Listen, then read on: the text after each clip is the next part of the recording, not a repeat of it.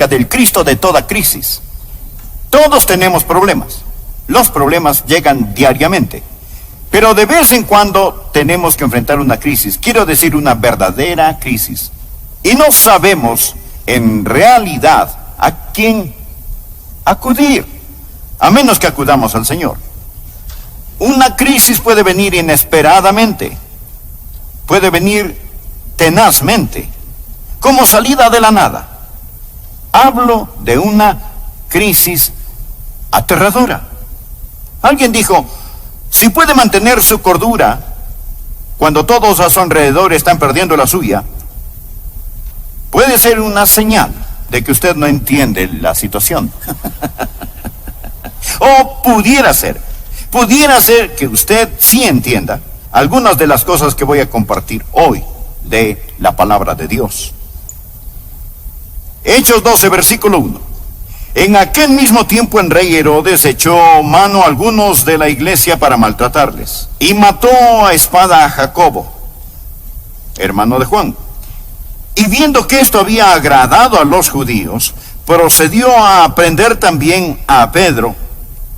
Eran entonces los días de los panes sin levadura, y habiéndole tomado preso, esto es, a Pedro, le puso en la cárcel, entregándole a 4 grupos de 4 soldados cada uno, para que le custodiasen, y se proponía sacarle al pueblo después de la Pascua. Así que Pedro estaba custodiado en la cárcel, pero la iglesia hacía sin cesar oración a Dios por él. Y cuando Herodes le iba a sacar, aquella misma noche estaba Pedro durmiendo entre 2 soldados, sujeto con 2 cadenas, y los guardas delante de la puerta custodiaban la cárcel. Y he aquí que se presentó un ángel del Señor, y una luz resplandeció en la cárcel, y tocando a Pedro en el costado, le despertó diciendo, levántate pronto. Y las cadenas se le cayeron de las manos. Le dijo el ángel, cíñete y átate las sandalias. Y lo hizo así. Y le dijo, envuélvete en tu manto y sígueme. Y saliendo le seguía, pero no sabía que era verdad lo que hacía el ángel, sino que pensaba que veía una visión. Habiendo pasado la primera y la segunda guardia, llegaron a la puerta de hierro que daba a la ciudad, la cual se les abrió por sí misma, y salidos pasaron una calle, y luego el ángel se apartó de él. Ahora, hasta aquí la lectura, continuaremos leyendo más tarde, pero déjeme mencionar el trasfondo, reiterar lo que había sucedido. Herodes fue un hombre salvaje, cruel, impío y vil. Quería torturar, hostigar, perturbar la iglesia. Ya había apresado a Santiago, el hermano de Juan, y lo había condenado a muerte. Y vio que eso complació a la multitud y se dijo, bien, apresaré a Pedro. Y puso a Pedro en prisión. Y dijo, después de la Pascua, lo sacaré y lo haré más corto de estatura, le cortaré la cabeza. Herodes era un hombre absolutamente feroz, vil, diabólico y cruel. Esa era la situación. Y verdaderamente era una gran crisis. ¿Cómo enfrenta usted una crisis? ¿Qué hace en tiempos de crisis? Bien, quiero compartir con usted hoy 4 pensamientos. Por favor, anótelos. Los necesitará. Pueden necesitarlos ahora mismo. Algunos de los que me escuchan están en medio de una crisis genuina, pero si no, los llegará a estar. Primero, debemos respetar el misterio de la providencia de Dios. De la providencia de Dios. Al mirar este capítulo, hay una palabra que sobresale: providencia. Es decir, usted va a ver la escondida mano de Dios. Dios está trabajando, pero usted no puede ver a Dios trabajando. Usted puede estar en medio del caos ahora mismo. Parece que nada tiene sentido. Todo lo que pensó que estaba seguro, bien clavado, se desarma. Y el diablo está sacando los clavos. Escúcheme. Solo porque no tiene ningún sentido para usted, no significa que no tenga sentido. Muchos tenemos preguntas. Al mirar este capítulo podríamos decir, ¿por qué? ¿Por qué dejó Dios que Herodes fuera rey? ¿No es Dios Dios? ¿Cómo pudo Dios dejar que un tipo como Herodes fuera rey? Si yo fuera Dios, lo convertiría en un sapo. ¿Y por qué? ¿Por qué Santiago debió morir y Pedro ser liberado? ¿Por qué? ¿Es que Dios tiene favoritos? ¿Es Dios caprichoso? ¿O ha perdido el control? ¿Por qué suceden todas estas cosas? Amigo, quiero decirle algo. No vivimos de explicaciones. La vida no es un problema que debe ser resuelto, es un misterio que debe ser vivido. Y a veces usted tiene que retroceder y simplemente mirar lo que voy a llamar la escondida mano de Dios. Y usted necesita respetar eso. Algunas veces miramos lo que Dios hace y cómo pone sus colores en el cielo y decimos, Señor, lo estás haciendo bien. Y de pronto Dios lo embarra todo. Y decimos, Señor, lo arruinaste. ¿Se ha sentido así alguna vez? Señor, ¿por qué permitiste que esto suceda? Solo porque las cosas no tienen sentido para usted. No piense que no tienen sentido. Y solo porque no puede ver a Dios trabajando, eso no significa que Dios no esté trabajando. Aquí está Herodes con su poder diabólico, Santiago asesinado y Pedro liberado. Tenemos todas estas cosas trabajando juntas. La llamamos la soberanía de Dios, la llamamos la providencia de Dios. Anote al margen Romanos 8:28. Y sabemos que a los que aman a Dios, todas las cosas les ayudan a bien. Esto es, a los que conforme a su propósito son llamados. Ahora, la mayoría tenemos la idea de que vamos por la vida y la vida es buena, luego se pone mala y después se pone buena otra vez. Por lo general no es así. La vida no es 50 kilómetros de camino bueno, luego 10 kilómetros de camino malo, después otros 50 de camino bueno. No, por lo general la vida es como los rieles del tren. Un riel bueno y un riel malo. Y los dos rieles corren paralelamente. ¿Lo han notado eso? Cosas maravillosas están pasando y bendiciones, pero al mismo tiempo parece que hay ciertos problemas en la vida. No siempre podemos hacer que se solucionen. Ahora, bien, lo bueno y lo malo parecen correr en rieles paralelas. Ahora, muchos de nosotros no entendemos eso. Por ello deseamos llegar a los tiempos de vida donde nada malo acontece. Y decimos, me alegraré cuando los problemas terminen para hacer lo que deseo hacer. Si estudia, me alegraré cuando las clases terminen para empezar a hacer lo que quiero hacer. Si los hijos están pequeños, me alegraré cuando crezcan, así podré hacer lo que quiero hacer. Y si está enfermo, me alegraré cuando esté sano, así podré servir a Dios. No es la vida misteriosa. No es misteriosa. Existen las cosas malas y las cosas buenas.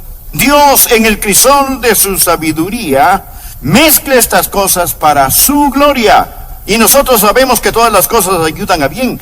Amigo, usted no vive por explicaciones. Usted nunca puede explicar a Dios. Usted vive por promesas que a lo mejor nunca puede explicarlas. ¿Sabe? Si fuera un niño se preguntaría, ¿por qué Dios pone vitaminas en las espinacas y no en los helados? Deje que Dios sea Dios. Usted debe respetar, escúcheme, el misterio de la providencia de Dios. Permítale a Dios ser Dios, y solo porque para usted no tiene sentido no significa que no tenga sentido. Y si se encuentra en una crisis, no demande entenderla. ¿Entendió? Segundo, debemos solicitar el ministerio del pueblo de Dios. Ahora, ¿cuál es el ministerio del pueblo de Dios? Es la oración. Veamos el versículo 5. Así que Pedro estaba custodiado en la cárcel, pero la iglesia hacía sin cesar oración a Dios por él. Este es un gran versículo en oración. Parecía que no había esperanza para Pedro. Él está bajo seguridad máxima. La puerta de la prisión está custodiada afuera por 2 guardias. Había 16 guardias custodiando a Pedro. Debió de haber sido bastante importante para contar con 16 guardias personales. Y más de eso, cada mano la tenía encadenada a un guardia.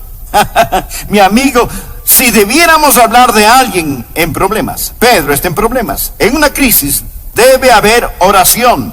Y cuando no hay esperanza en el plano horizontal, Siempre hay esperanza en el plano vertical. Quiero que miremos esta oración y nos detengamos ahí por un momento. Porque recuerde que cuando existe el misterio de la providencia de Dios, existe el ministerio del pueblo de Dios. Quiero que vea primero lo que voy a llamar la frecuencia de la oración. Veamos el versículo 5.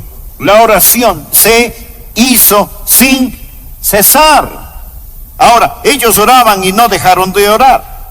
Y seguramente se preguntaban, ¿por qué Dios no contesta nuestras oraciones? Pedro estaba en la cárcel y Dios parece no tener ningún apuro en sacarlo. Pero Dios está tratando de enseñarles una lección sobre oración, y una de las grandes lecciones acerca de la oración es persistencia. En segundo lugar, debe haber fervor en la oración. ¿Escuchó? Fervor en la oración. Las palabras sin cesar pueden traducirse intensamente. Oraban intensamente.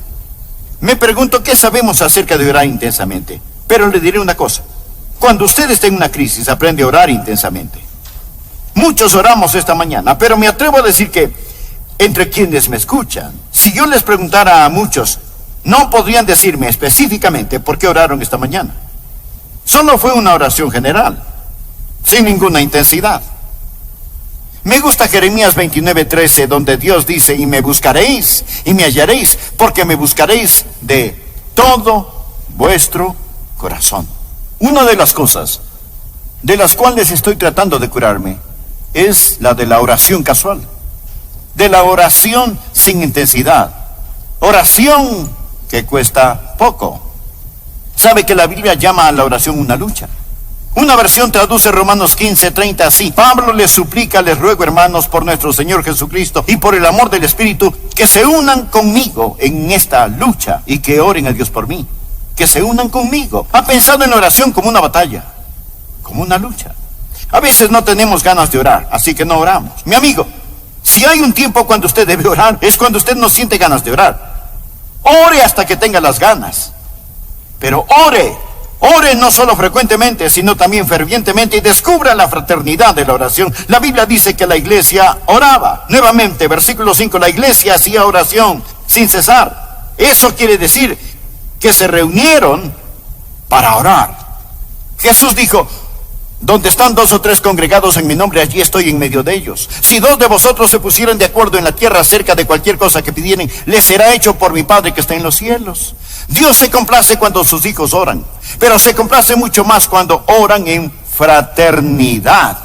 No hay nada que nos pueda unir más como iglesia que la oración. Si usted ha tenido un compañero o compañera de oración, sabe que su corazón y el de la otra persona están eslabonados, y las veces que Dios visita cuando la iglesia ora son gloriosas y maravillosas. Es lo que llamamos la fraternidad de la oración. Esta clase de oración hizo la iglesia por Pedro. Y luego deseo que note la fe de la oración. La oración era a Dios. Era a Dios. Se hizo oración a Dios. No estaban orando el uno por el otro. No estaban orando para impresionarse mutuamente. Muchas de nuestras oraciones son pequeñas oraciones memorizadas. Escuché de un joven abogado recién graduado que abrió su nuevo y elegante firma. No tenía todavía clientes, ni siquiera tenía secretaria, pero tenía su nombre en la puerta. Escuchó pasos en el corredor, pensó que venía su primer cliente, tomó el teléfono para aparentar que estaba ocupada y dijo, lo siento, no puedo, no. Tal vez para el próximo jueves. Tengo un importante caso de una corporación el miércoles. Tal vez podamos arreglar algo para después. Colgó el teléfono. Para entonces el hombre estaba parado frente a su escritorio y dijo, sí señor, ¿en qué puedo servirle? Y el hombre contestó, soy de la compañía de teléfonos. Vengo a conectar su línea telefónica.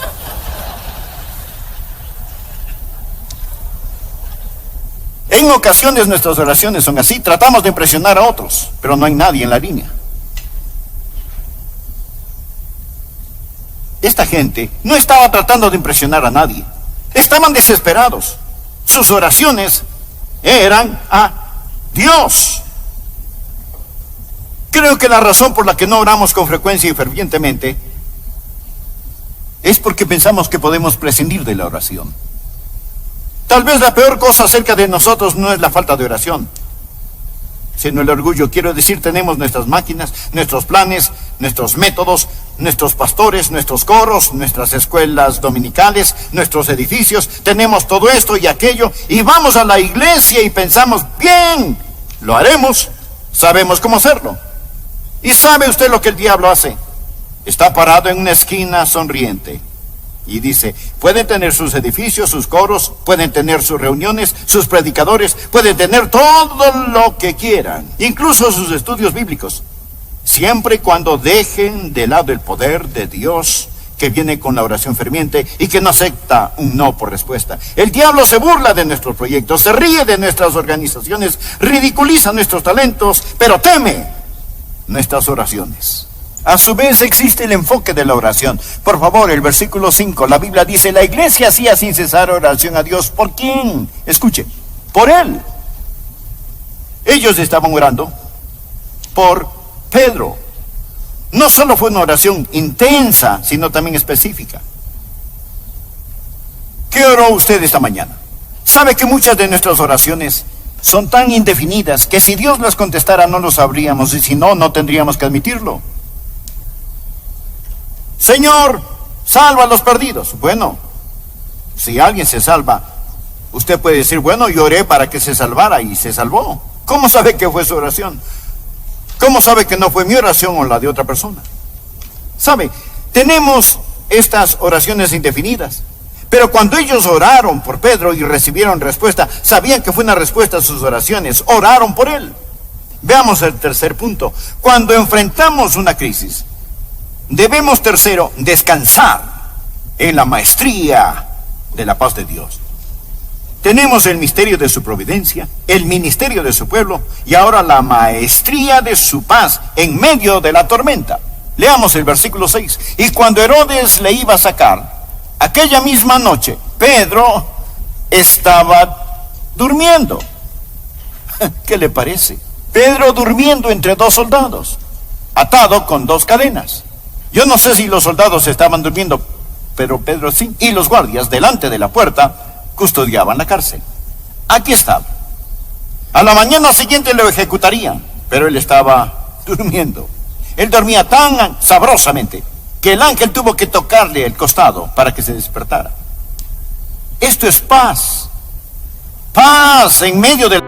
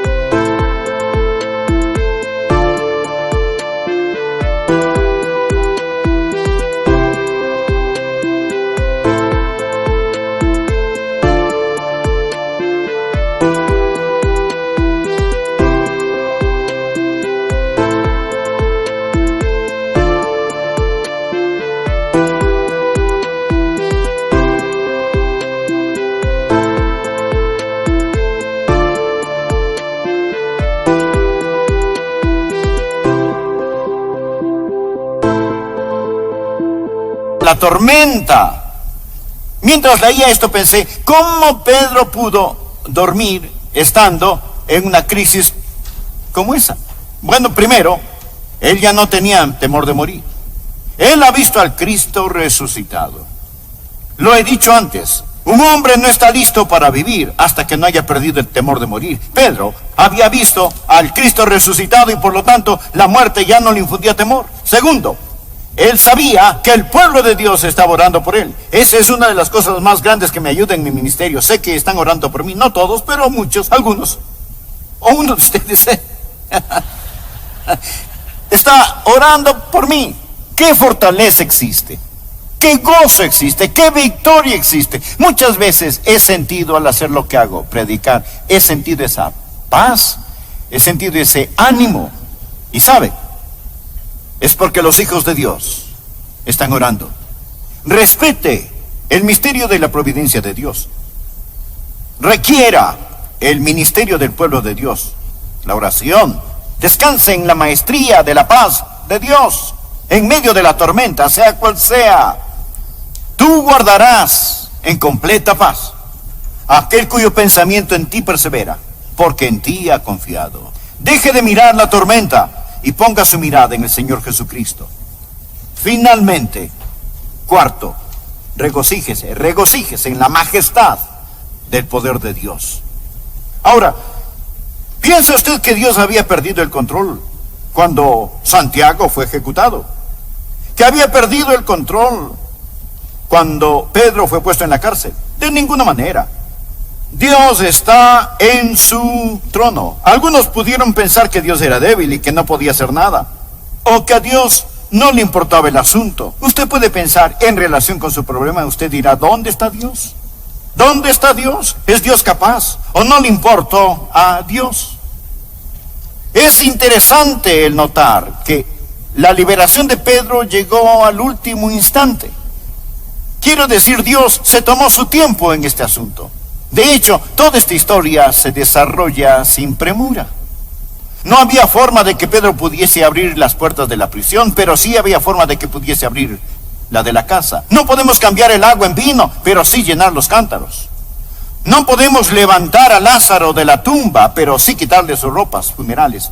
Verá, hay cosas que podemos hacer y la oración nunca debe ser una excusa para la ociosidad.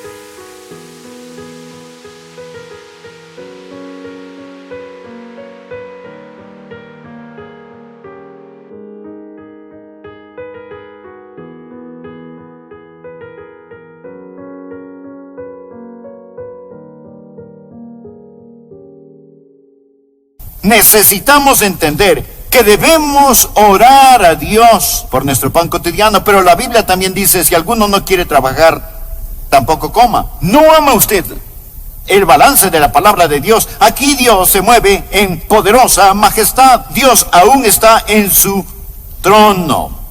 Bueno, se nos agota el tiempo. Mas el rey Herodes fue herido de muerte debido a su arrogancia y su orgullo, y fue comido por los gusanos, algo verdaderamente repugnante.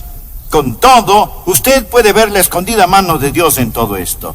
Bien, escúcheme. Si está en una crisis y Dios no lo libera, recuerde que Él no liberó a Santiago. Y no es porque Dios no pueda hacerlo. Y si Dios no está trabajando de acuerdo a lo que usted pueda ver, eso no significa que Dios no esté trabajando. Y si lo malo parece tener éxito, recuerde que el éxito de lo malo